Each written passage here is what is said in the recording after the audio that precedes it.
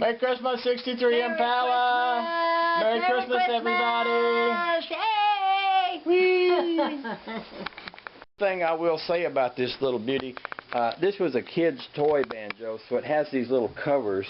And once you get it tuned, you can nip these strings off, put these covers over them, and that looks nice and neat. I am not going to do that.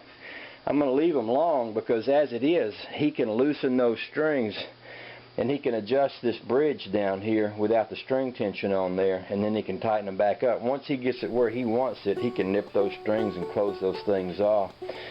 Another thing here, you'll see the way I made this tailpiece.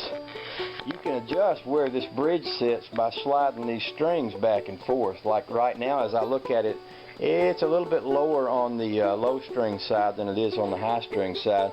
So you could very easily, pull this string over and pull this string over and kind of get it to where it would slide. This is not anchored down. It's just held on here by the pressure of the strings. So building this thing reminded me why I don't play guitar. It's just got way too many strings. But with that said, I'll poke it in the box, send it out there.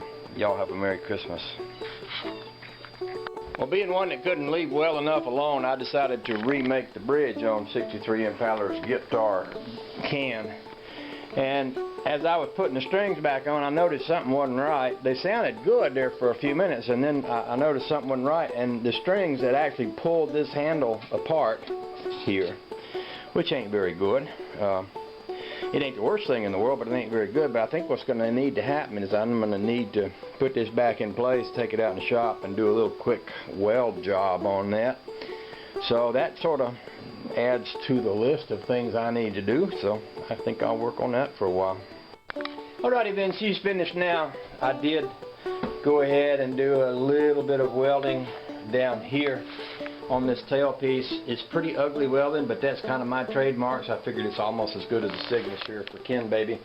Another thing is, I would, if I was absolutely sure this was perfect, saw off the end of this bolt. But as it is, Ken, if he decides to, can remove that bolt and drop this down a little bit and tighten it back up, put a washer under that to change the angle of that neck should he choose to. And for me, this is fine because I play a banjo right up in here, and this is just about the right distance and everything. He might find the distance here to be a little high because he's a guitar player and he might be used to having this closer down. There's two ways to fix that. One is to change the angle of the neck, and the other would be to put a sound post under here and raise this up a little bit and put a smaller bridge. I'm also going to include this and this so that he can use these if he decides that he'd rather have those on there. Although I kind of like being able to see the writing on the can, and which you can do with that little maple bridge there, which is one I made. So with all that said, I'm going to box this baby up. We'll send it off in the mail in the morning.